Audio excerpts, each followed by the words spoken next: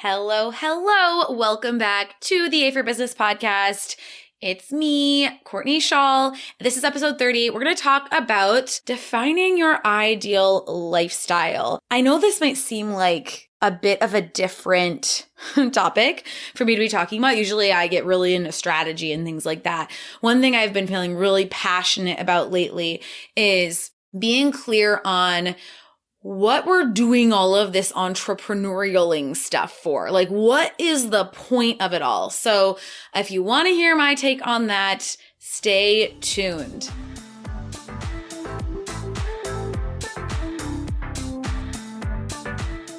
All right, so we are actually in full swing right now of our early bird period of selling our virtual conference tickets. So if you've been listening to the podcast, if you've been following me, you've probably heard we're hosting our Yay for Clients virtual conference at the end of May, May 31st, June 1st, and June 2nd with an extra special VIP day on Friday, June 4th. You'll learn how to get access to that VIP day for no extra cost after you get your ticket. This conference is valued at over like $1,000, but the tickets right now, early bird, are only $27. Not only that, if you get your ticket before May 14th, we're also giving you a copy of our goal setting calculator. You may recall I did this full on realistic goal setting workshop with our clients, only our paid clients, back in like end of January, early February. I'm going to be doing this class again and giving you a copy of the goal setting calculator. And you're going to get that calculator just as an add-on, fun little bonus if you get your ticket for the conference before May 14th. So like literally any one piece of this conference is worth more than $27. So even if you just want the calculator, even if you just want to go to one session, even if you just want to go to the bonus day, even if whatever it is, right? I really want this to be a no-brainer for you. So pause this, stop what you're doing, go over to CourtneyShaw.com /conference, unless you're driving or something dangerous. Keep driving, keep your eyes on the road, but make sure you go over to get your ticket ASAP. We very much look forward to having you there. Really exciting speaker lineup as well. I've got like really good speaker game on this conference. So, that said, I want to dive into this topic of defining your ideal life, defining what your vision of your life, what matters to you, what you want your life to look like is, because I know that, I have a program called Yay for 100K, and it's very strategy based. And it's, obviously the name of the program, the positioning of the program, the conference, all of that is very focused on, what we teach you, our whole model. The point of this model is that this is the model to get you past six figures in your business. That's why it's called Yay for 100K. And I did an Instagram post recently on why 100K, like why does 100K even matter? I did a podcast episode on this in the past as well. We can throw the episode number in the show notes for that. And it was a really, really good podcast episode because I think people get really caught up in six figures, 100K. Oh my God, I'll be so successful and my life will be better. And like once I'm there, like things will be easier. And I want to just be really clear, like that's not true at all. Like your life isn't going to be better. Things aren't going to be easier. You will feel probably a bit more confident in your business. You will have a little bit less financial stress, probably. But you're also gonna have new stresses. There's new things that come up all the time.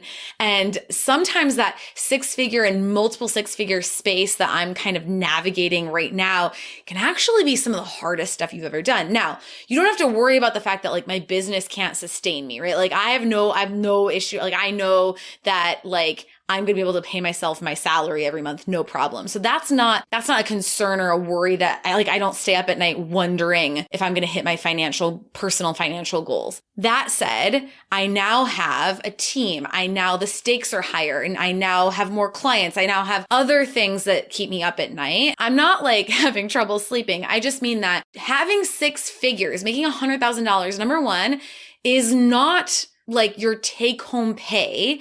I once had someone tell me like, oh my God, if I made $100,000, I would get a massage every week. And I was like, you must live in the middle of nowhere where massages cost $10 because 100K is not that much. And also, when your business is getting to that point, your expenses are going up as well. And sometimes the most profitable time of your business is when you're offering one-on-one services because the overhead is a lot less. The amount of expenses you have to sustain that business is a lot less. So I don't want to romanticize this number too much. I want to be really clear, this number is great. It's symbolic. I think people inherently want to hit that number. And this is what our goal setting calculator is all about, is the reality of your business's numbers and what it's going to take for you to get there. And is it going to happen in the next 12 months? Maybe you need to give yourself 2 years, and that's totally fine, right? But what I want to talk about today is what is the point of all of that anyway? Like existential crisis time, what are we doing any of this for? You guys have to know, what I think about during the day is what is the purpose of life? Why are we here? Why are we doing any of this? And I have to be really clear on that. So here's how I'm going to move into this topic. I want to get really clear about my values and what motivates me as a human being. I have always been absolutely fascinated about human motivation. I almost went to get a PhD in positive psychology. This was my fork in the road when I was 22, 23 was, do I start my online business or do I go get a PhD in psychology? So this was very much like a career. Now I've kind of done both in a weird mixed way. What motivates people to do what they do? And I think a lot of us are running around allowing other people to tell us what should matter to us and what we should be motivated by. And we have to stop borrowing goals from Facebook ads and borrowing goals from Instagram posts and influencers and all these cult stars in the online business space. A lot of them are really problematic and a lot of their brands are really problematic.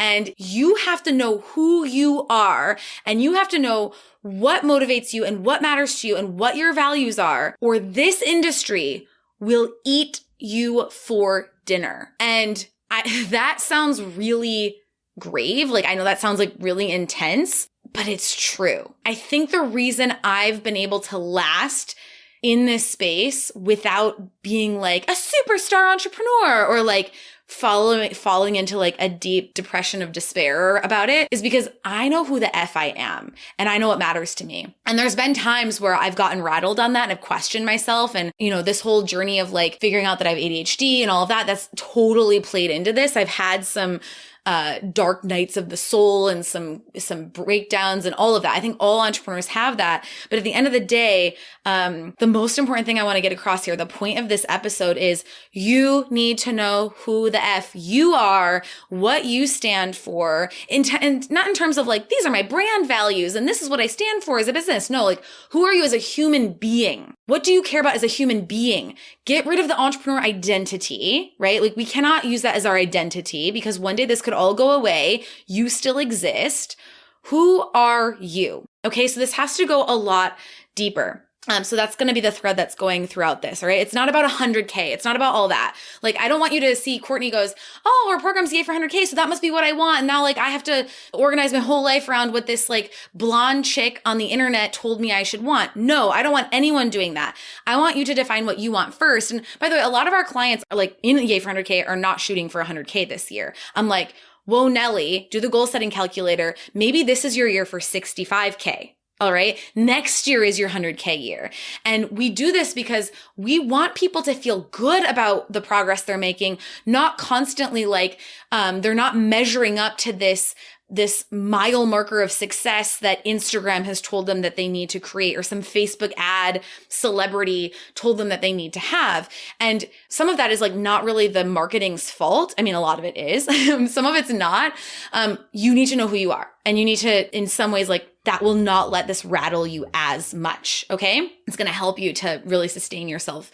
So here's what's really helped me. My story is that I started my business because I just straight up didn't want to get a real job. I was 22 years old. I was living in Paris. You probably heard this story 100 times by now.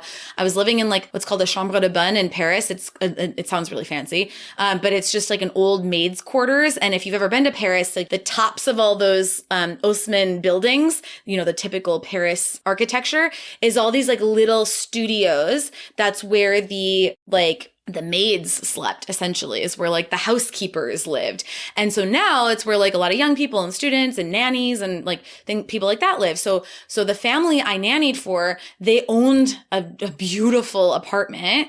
And with that apartment, they also owned two chambres de bonne, two of these apartments that were like 2 floors up in the roof, super cute, super small, super Parisian, so fun, right? And while I was living in Paris, I was like, I can never, it's so funny thinking about this now because hello ADHD, but like, I was like, I am not like other people. I always had this sense that I'm not like other people. I don't know how other people do this 9-to-5 thing. It's not like I don't want to do that. I'd rather have freedom. It's like, I physically am incapable of doing that. I knew in my bones, I cannot do it. So I needed to find a way that I could make money. And really my goal was to make $30,000 a year forever and just live like a bohemian, traveling and doing whatever I wanted. And so that's the genesis of my business. The genesis of my business was not, I want to be a millionaire. Not at all. Like $100,000 at that time might as well have been $1 million to me. That was so insane. Like $30,000 was insane to me at that time. I had never made more than $10 an hour at that time. And that was what I was making then, was 10 euros an hour nannying. So that's how that was the genesis of my business. And then what happened after that is I got like wrapped up in this online business world and I started to meet people. I love people. I love meeting people. I have so many online business friends. It's one of my favorite things. I'm very much an extrovert, very much a people person. And as I started to meet other people, I started to notice that there was this big difference between me and a lot of other entrepreneurs. And this difference was that these other entrepreneurs, they were not motivated in the same way. People always say they're motivated by freedom, but I meant it like very literally and very imminently. They meant it as like, I don't know, like I want freedom, but they didn't mean, it was just like we might as well have been using a different word because what they meant by freedom is not what I meant by freedom. I wanted freedom like instantly right now, no questions asked. And they were more like, I'm building freedom for when I'm 45 or like, I'll have freedom once I have like $10 million. And like, that's okay. I just never needed or wanted $10 million. Couldn't have cared less. My business always grew really slowly, like really slowly in comparison to a lot of the people that I was hanging out with. And the more that I stayed in this online business space and the more that I was around, the more that I noticed that so many people's businesses grew so much faster than mine. And I think I did have times where I was kind of down in the dumps about that and I was in comparison. But what it became for me was more of a scientist detective role of like, what is it? Like, what actually is it that is making some people's businesses grow so much faster and mine not? Because it's not that I'm not working hard. It's not that I'm not dedicated. It's not that I'm not doing things. I'm just like, I genuinely wanted to know what's the thing or what are the things that are making the difference between these people who start their business and by 2 years in, they're making multi-millions and people who start their business and 10 years in, they're like making ends meet. Like what is happening there? So I started to pay attention.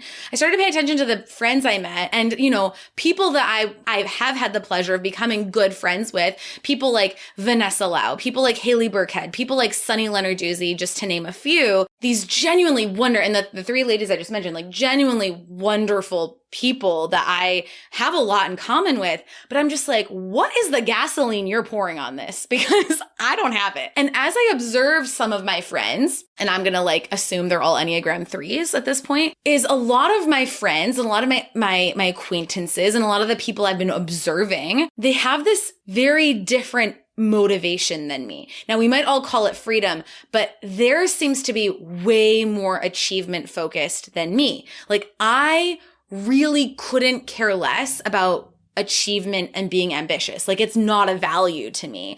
And it is to a lot of other people. And I realized this, that there was almost this, and this is where the Enneagram really came into play for me, because the Enneagram, if you don't know, is one of these like personality things that people like me get really obsessed with. But the Enneagram is all about your core motivation. And like I said, I'm all about understanding human motivation. And what I learned from the Enneagram is my core motivation as an Enneagram 7 is all about freedom, is all about not being restricted, is all about joy and pleasure and fun. Whereas a lot of the people you see who are just outrageously successful, they tend to be Enneagram 3s. And Enneagram 3s are motivated by achievement, okay? And all this goes back to, and this isn't an Enneagram podcast, but all this goes back to what they call like your childhood wound, all right? So and we all have one, right? It's not because your parents did anything like atrocious to you or anything like that. It's just like we all have a personality, and these are the categories that they fit in according to the Enneagram.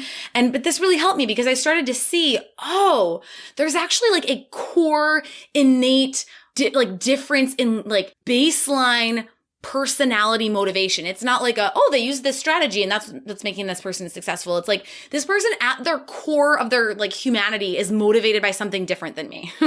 And that was so eye-opening to me. And the reason I bring this up is because I want to talk about you defining what your dream life is and what your dream lifestyle is. And that based on what you are at your core motivated by, it could be totally different from me. It could be totally different from the people I'm talking about, right? Like you are you, I am me, they are them. Like everybody is their own motivation. And so we cannot compare and say like, that person's doing this, I should be doing that, because you are a different human being at the core of your motivation. This really helped to put it into some logic and understanding. My brain, once I latch onto a problem, if I can't figure it out, like I literally can't let it go until I figure it out. So this took me years, and the Enneagram was one of the tools that really helped me to figure that out. So for me, what I realized is some people love to grow fast. I want to use my friend Haley Burkhead here because her and I used to do like weekly accountability check-ins. I would just laugh in the best way possible, just like, holy shit. Like when Haley would come every week and tell me like some goal she had set for the next 12 months or something. Like I remember once I was traveling and I was in Michigan visiting family or something. And we got on a call and she's like, all right, I'm thinking I'm going to like make 10 million by doing that. I can't remember what it was, but it was something like that. And I'm just looking at her like, okay, like, sounds good. I'm like, I'm not sure what value I'm bringing to the table here, but my goal is a little bit smaller than that. And what was really cool about me becoming friends with Haley is like, what I learned from that is that I was judging a lot people who had these really insanely ambitious goals. Like, well, that's not going to happen. And then watch Haley, it does happen. And then I'd be like, why can't that happen for me? Well, here's the thing. Haley, at her core of her being, is motivated differently than I am. And at this point, a few years into our friendship, like I see that as an absolute beautiful thing that we're creating this mosaic of just different qualities versus like, why can't I be like that? Right? Because I'm not that. That would rob me of who I am, and her being like me would rob her of who she is. Like fast growth is not better than slow growth, and slow growth is not better than fast growth. And in between that or different, like whatever end of that spectrum is not better than any other end of any spectrum, but recognizing, hey, that's not me. Like that's awesome for you, but that's not me. And maybe I can learn some things from you, but I'm not going to like project the worth and like of myself based on you having these big goals and me like keeping it a little smaller. That has been what has given me so much freedom. Okay. So there's value in both ways. There's value in all ways of doing things. Neither is better than the other. Let's not villainize people who are super ambitious or people who aren't. For the ambitious people, please stop telling people to be more motivated and hustle more, because maybe they don't want that, right? Like it's okay that we all don't want to be like that either. So I think we all need to be a little bit more understanding of a range of goals, a range of values, a range of motivations, but it starts with understanding ourselves. So here's a few things I learned about myself.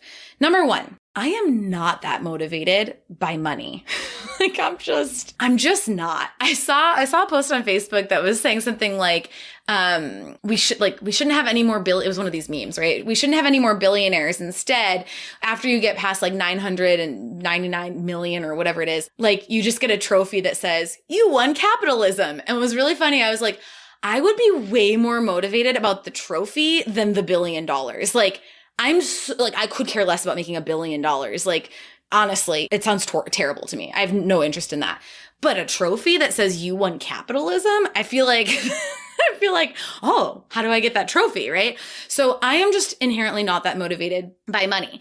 I see money as a game. I see it as a tool. I see it as a resource, but my core motivation is freedom, joy, enthusiasm, adventure, all these Enneagram 7 things. And so once I have enough money to do something, I go do it. Like I'm going to be I very instantly am done with the money and want to do the adventure. I want the fun. I want to go out. I want to, do all those things, right? So I enjoy spending my money. I enjoy travel. I do enjoy nice things, which does require me to earn that money. But the money is not a core motivator for me. It really doesn't mean much to me. And I talked about this a little bit in my money mindset episode about how growing up, I really had no concept of money. It really took me a long time. Like I'm talking like college to understand the relative amounts of money. And like, if you have a job, you earn this much. And then like, this is how much things cost. And I mean, it just like, it really blew my mind because I really did not have any understanding about money. And so I now realize I have to do things to make money so I can have fun, but I will often put the fun before the money. Like the fun is way more priority to me than the money. Okay. Number 2 is that ambition is not a core motivator for me. Achievement is not a core motivator to me. I would say I'm relatively ambitious compared to like the general population. I think it's more just because I like get really excited about ideas and opportunities. It's not because I like need to achieve something. It's not about the achievement for me. I'm not competitive. Sometimes people mistake me for being competitive. I just like enjoy the fun of like playing the game. And I can channel like I'm being competitive, but I'm so detached from it. So the flavor of my ambition is different than what I would consider someone who is like a super high achiever. Because I just don't care that much. Like I just don't. I just can't. And that's okay. Like I'm just not motivated to be a cajillionaire and like I don't know. I'm like just like pretty satisfied all the time. And I think that's good. I think that's healthy and it works for me. So I'm not the achiever. I'm not the obsessive entrepreneur. I'm not going to be the next Oprah. I'm not like, that's not me. I'm not that. That's not who I am. And that's okay. So we have to get back to basics. What do you care about? What is consistent for you over your lifetime, right? What comes up for you as like, ooh, that's what I want versus, oh, some Facebook ad told me that I need to do that to be successful. Okay. You need to do that work before you look at marketing, before you get influenced by the number 100K, before you get influenced by all the launch a course, do this, do that online, right? Because people will tell you what you need to do. And it's like that old saying my dad always says, like, if you don't know where you're going, any road will take you there, right? So you'll get had by any marketing out there because you don't have that strong sense of what you want. And that gets to change over time too. I'm not saying like you have to have some like plan of everything I want. It's just at your core, you need to know who the F you are. All right. The third thing, I already mentioned this, is that I realized about myself is like, I'm pretty easily satisfied. I'm not quote unquote always hungry for more. I'm good. Like I'm pretty good. I'm pretty chill. And, like I said, I enjoy the nice life. I enjoy the finer things, but like not that motivated by it. I don't give a shit about more, like a cheat. Like I don't resonate with that energy. I thought I had to. I thought there was something wrong with me because I wasn't like that. And in the entrepreneur space, like that's what is on the pedestal. But no, not my thing. I don't have the achiever wound. Okay. So I think a lot of people who are super high achievers, they have this story from childhood about like they had to achieve to receive love. Whether that's true or perspective or whatever, that I'm not getting into that, but there's a lot of that, like in order to be, loved or whatever, like I need to achieve things. I need to be successful. I don't have that at all whatsoever. like I could use a little bit of that, honestly. My mom was always like, I'm just so proud of you. I mean, it was like, I could wake up in the morning. I'm just so proud of you. You did a good job. Like, it's like, okay, cool. So I don't like feel like I enjoy the success of like, I enjoy doing well in school and things like that, but it wasn't coming from that place of like, in order to earn love or like something like that. So again, it's a different flavor of that. It's a different flavor of that achievement. And I want to be clear. I'm not saying this is better, that's worse. I'm saying we all have our own shit and we all have our own strengths. And I'm just saying this is a thing I don't have that I think, I have my own wound, right? Wounds, but I don't have that one. That's the one that I don't have. And if you have it, that's okay, right? Like, it's just you have a different motivation. You have a different outlook. You have a different, and like we all do, right? We all are valuable and we need every version. So how do you define what matters to you? Here's some thoughts I have on that. I want you to pay attention to what lights you up and what drains you. And what's consistent over time with that, right? Like, it lights me up to do like talking and podcasts and create content and coach and teach. Those are my favorite parts of my business. I love sales. Like, I love our sales process right now when people apply for Yay for 100K, and then I get to be in the direct messages on Instagram and Facebook and like chat with our applicants and answer their questions. And that's so fun for me. Like, I love connecting with people. I love helping people. I love coaching people. I love all of that. I love creating content. I love doing this, creating podcasts, all that. That's not a like, oh, it's something I have to do and I should have a podcast, so I'm creating. It's like, no, this is like easy for me. Okay. I don't like what's draining for me. Finances, operations management, monotonous tasks, consistency over time. Like, if I have to do like, we're going to have a really special episode coming up next month with Denise Duffield-Thomas talking about ADHD, but we talked a lot about like, if a task is like repetitive, monotonous, like a maintenance task, like I'm not going to do it. So I need to batch things and then forget about them. Something I'm going to be working on with this podcast, actually. So what is something that you've consistently desired over time in terms of like your dream life? So for me, it's been very consistent for me for the last 10 or more years that I have this like vision of this like really charming, like full of character, like townhouse that I'm going to live in. And maybe it's a house, townhouse, apartment, I don't know. But it's like, I can see it. And it's been so consistent for so long. And I just know, like, I don't want a mega mansion. I don't want those things that get thrown to me like, oh, this is what you should want. Like, I want this like super charming, like very quaint little townhouse. So screw everyone telling me I should want more, right? Like, who says?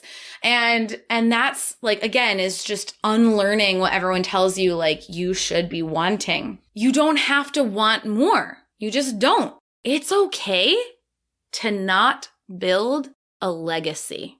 It's okay to want to build a legacy. But let me talk about legacy for a second, because legacy is one of those things that gets thrown around like, well, of course, everyone wants to build a legacy.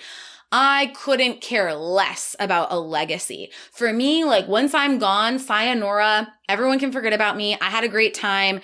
That's me, right? I don't want to push that on anyone else, but like, I'm not here to build a legacy. I'm here to enjoy myself, do some good work, have a great time, meet great people, make the world a little bit of a more colorful, happy place, and hopefully, brighten some people's days along the way. But I'm not here to have people remember me when I'm gone. I think sometimes you have to be really careful about the motivation of legacy, that it isn't your ego trying to preserve itself after you die. I know I'm getting very philosophical here. This is getting a little bit existential, but I think a lot of these like Elon Musks and like Jeff Bezos of the world, here's what I really believe. I posted this in Instagram stories. Like, if you think that they create things out of like the kindness of their heart, like all the things they do are like, I want to make the world a better place. Like, I'm not saying that a part of them doesn't want that. This is like a whole conversation. I would have a lot of questions about the way they're going about that. But if we don't think that their core motivation isn't like, I want to be important and I want my name to be out there and I want like to be the most successful person, I think we're kidding ourselves a little bit. So I think there's a lot of ego at play there, and I'm not a huge fan of that. And so I question it, right? Like, I guess my lesson here is like, it's okay if you don't want to build a legacy. It's okay if millions of people don't remember who you are after you die. And if that makes you cringe and upset, then don't listen to me, right? Like, you don't have to listen to me. If you want that, that's totally fine too. I just want to say, like, it's okay if you don't want that, because I feel like this whole legacy thing gets shoved down our throats, and I could not care less. Could not care less. I want to encourage you also to spend time away from the influences of the online business space. It can be really toxic, especially as I started this episode talking about, like, you need to know who the F you are. You can't do that if you're constantly have people telling you who you are and what you want. So one thing that's always really helpful for me, and post-COVID, this will be great to get back to, is once every couple of years or so, I go to visit my husband's family in Algeria. And in Algeria, it's so beautiful there. But like I have very little internet connection when I'm there. There's like not that much to do. It's very like slow. You're just there. You're just present. And it can be really jolting at first. And then after a few days, you're like, what is the point of all this crap I do? Like, all the time. It just really resets you. And so every time I do that, I sort of have this reset of like, oh yeah, that's who I am. Okay. I need to remember that when I go back. And so, to be away from the technology, to be away from all that, I know it's really hard in the times we're in right now. Really sometimes impossible. And you might have a life situation that does make that really hard. I say, do what you can. If it's deleting Instagram on weekends, start with that. But know that, like, again, the most important thing here is you knowing who you are and not allowing all these folks on the internet who have great marketing strategies to tell you who you are and what you should want. Because there's a lot of messages out there that are going to prey on your insecurities and your desires. And if you don't know who you are, it's going to be dangerous. And I think that's the danger of this industry. And then my final sort of prompt here is just like, what if you were happy and content and satisfied with where you're at right now? Here's the irony of this. Here's what I've learned. And there's been times in my life where that was just like, I was like, no, I'm not. Like, I'm factually not content with where I'm at right now. Totally cool. Don't want to like gaslight that or anything if that's where you're at. Understandable, totally valid. But like, what if you were like a little bit more content with it? What if you were just like, took the edge off the like lack of content with it? For me, this was back when I was living in Montreal. I was really miserable and I just like could not be happy. But I would ask myself, like, what if I could just be like a little bit less unhappy? I'm not saying like I need to be like, it's all fine, whatever. But like, what if I just was like a little bit less focused on what I don't have right now and just like, yeah, I'm actually pretty fortunate and pretty lucky and pretty happy. Satisfaction is okay. And enjoying the journey is okay. And being present is more than okay. But here's the irony, like I was going to say, is just like the realistic goal setting. I'm going to transition this into that realistic goal setting calculator. That's going to work out perfectly. Is the irony of being happy where you're at right now is that you live in the energy of where you want to be and you actually start to attract what you want faster. When you're constantly focused on the suckiness of your situation and like no matter how valid that is, right? I'm not saying you have to ignore it, just like maybe take the edge off of it a little bit. The more of that you start to attract. So we have to be very careful of that. Are we like just stewing in it? Are we ruminating on it, right? Like, it doesn't mean like there aren't things that are really challenging, because for so many people, there are very, very challenging things. But are there just like little windows where we could just be like, you know what? This moment is good. This moment is okay. I don't need to strive in this moment. I don't need to focus on what I don't have. I don't need to focus on the suckiness of the situation. So it's just something I want to offer to you, because I think those little moments of, hey, you know what? This moment is great. Those are our windows out of the situation. That's the irony. Okay, so that's my sort of like brain dump on you on this, designing a life that you want, that you love, what matters to you. Who are you? You're not me. You're not these other people. You are you. You're the only you there is. And only you can get clear on that. And I'm going to stop saying the word you now because I feel that feels intense. I want to encourage you to get a ticket for that conference, because that realistic goal setting calculator, like I was just alluding at, this wasn't my plan to transition this way, but it really is truly what's coming up for me. Is that calculator is there to be a reality check, to be hey, am I setting revenue goals based on like some dream I had, like, oh my God, it'd be so amazing to make 100,000. But like, what about the facts? What about the data? What about the realisticness of hitting those numbers? And so what the calculator does is you only have to plug in like 3 things. And then this calculator just goes, and it spits out literally like how many clients you need to hit your revenue goal, at what price point, what your email list needs to be to launch your course to hit the revenue goal for that, and then like help you break down what do you need to do to build the list to that number, what do you need to do to get the clients that you need, and also like we do 3 tiers of goal setting. We do a realistic goal and sort of like the bottom goal, right? Like the lowest goal. And then we have the top goal is what I call your unicorn goal, is that's like that would be effing awesome goal. And then there's a middle goal I call the Goldilocks goal. Okay. So it tells you, okay, realistically, based on like facts and data and like realistic growth numbers, your business, like you should be really happy with this amount this year, right? Like, and so many of you are setting revenue goals, or you're not setting revenue goals, but you have this like subconscious goal in your head that you're like, oh, I'm going to make 100K, but it's based on just desire, not information. It's not based on like where you're at right now and like how many clients you can actually take and what your prices are.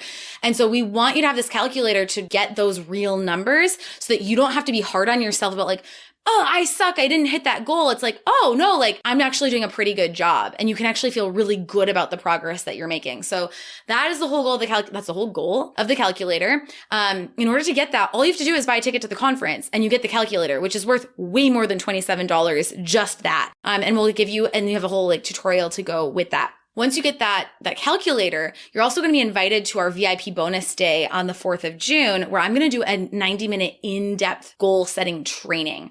All right. So you'll get information on how to get access to that afterwards. But anyway, I really want to encourage you to get that calculator. In order to get that, you do have to buy your conference ticket before May 14th at the early bird price of $27.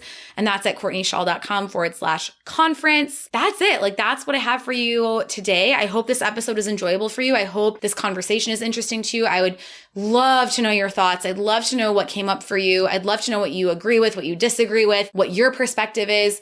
I'm just contributing to this conversation. I just want to be another voice here. So I hope that I'm doing some good there. All right. I look forward to hopefully seeing you at the conference, and I will chat with you next week.